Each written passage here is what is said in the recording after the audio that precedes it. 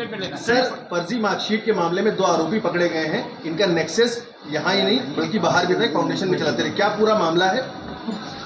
ये डॉक्टर मनीष और अर्जुन यादव 2 लोगों को पकड़ा गया है। पिछले फरवरी में हमारे द्वारा एक फर्जी मार्कशीट का एक रैकेट को बस्ट किया गया था, जिसमें 1000 के आसपास फर्जी मार्कशीट और डिग्रियां बरामद हुई थी। इसी कड़ी में जो मेन सरगना उस समय बताया जा रहा था, शैलेंद्र जो उस समय का मेन सरगना था, उसने बताया था कि मुझसे भी बड़ा सरगना जो है डॉक्टर मनीष है। डॉक्टर मनीष की लोकेशन हैदराबाद में थी और हैदराबाद में हमारी टीम लगातार इसको प्रयास कर रही थी पकड़ने का, और इसके द्वारा लगातार स्थान बदला जा रहा था। पुणे, गोवा, बेंगलोर और दिल्ली और फरीदाबाद में फाइनली इसको पकड़ने में हमारी पुलिस कामयाब हुई है। और इसके शैलेंद्र और अर्जुन के बीच में जो कैश इसका पैसों का लिंक है, इनके व्हाट्सएप मैसेजेस और इनके मोबाइल के पूरे डिटेल हमारे पास हैं। इसके आधार पर इन्होंने काफ़ी संख्या में अवैध जो फेक मार्कशीट का और फेक डिग्री का जो है इन्हों का लेन देन का पूरा डिटेल है। इन्हें ये अपनी पूछताछ में ये भी बताया, एक संजय पंजानी जो इंदौर में है उनका नाम बताया, एक शेखर गुप्ता का और नाम बताया जो कानपुर का है। 2019 से ये रैकेट काम कर रहा था।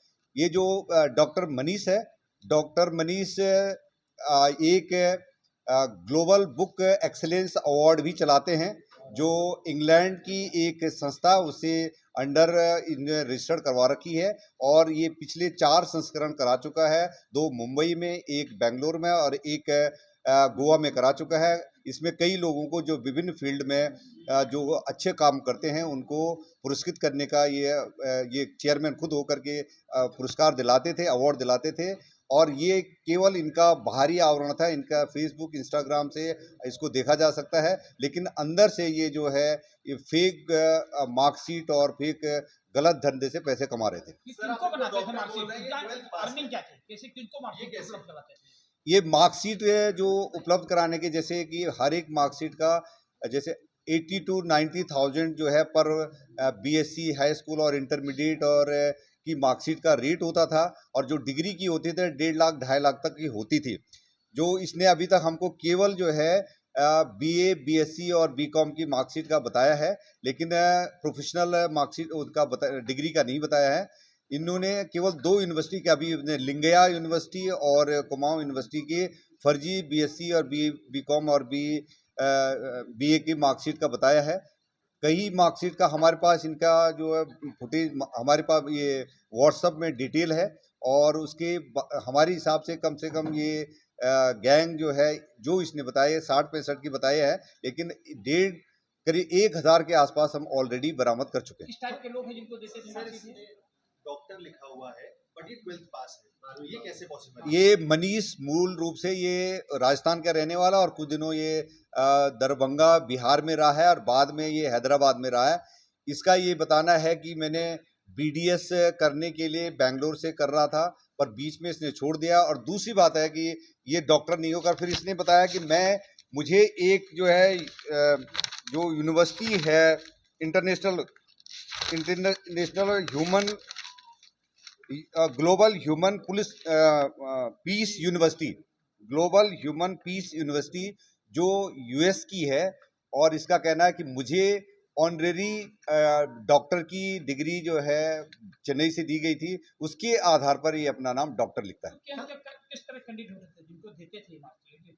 अच्छे घरों के लोग होते थे या किस टाइप के? यस, जो लोग पैसे देने में सक्षम है वो 7-8-10 दिन के अंदर इनको डिग्री मिल जाते, पेपर मिल जाते थे। और कुछ लोगों को हो सकता है कि इसमें जैसे जांच कर रहे हैं, कुछ लोगों ने नौकरियां पानी हो, कुछ लोगों ने हो सकता है और भी जो है जैसे विभिन्न कोर्सेज के लिए जो आवश्यक हो या फेल होने वाले को मिले, तो इसकी अलग से जांच पड़ताल की जा रही है, लेकिन इसमें काफी पैसे का ट्रांजैक्शन होता है। आपका ये बताने की स्थिति में है कि ये सभी जो डिग्रियां मिली थी वो फर्जी है, या फिर शुरुआती दौर में जो कहा गया था कि तमाम यूनिवर्सिटीज के लोग इसमें इन्वॉल्व हो सकते हैं, तो कहाँ तक पहुंचे? ये कुछ ऐसी डिग्रियां हैं जो कभी यूनिवर्सिटी से जुड़ी नहीं। लिंगया यूनिवर्सिटी द्वारा पहले मुकदमा पंजीकृत कराया जा चुका है कि उनके नाम का गलत इस्तेमाल किया जा रहा है, और गलत इस्तेमाल करने वाला संजय पंजानी का उन्होंने एक वेबसाइट अपना बना रखा है, जिसमें अपने दिखा रखा है कि आप अपने मार्कशीट के देखिए, अपना मार्क्स देख सकते हैं। ये फेक ढंग से उन्होंने अभियोग किया। इसमें यूनिवर्सिटी के हर जगह जरूरी नहीं है कि यूनिवर्सिटी के लोग इसमें इन्वॉल्व।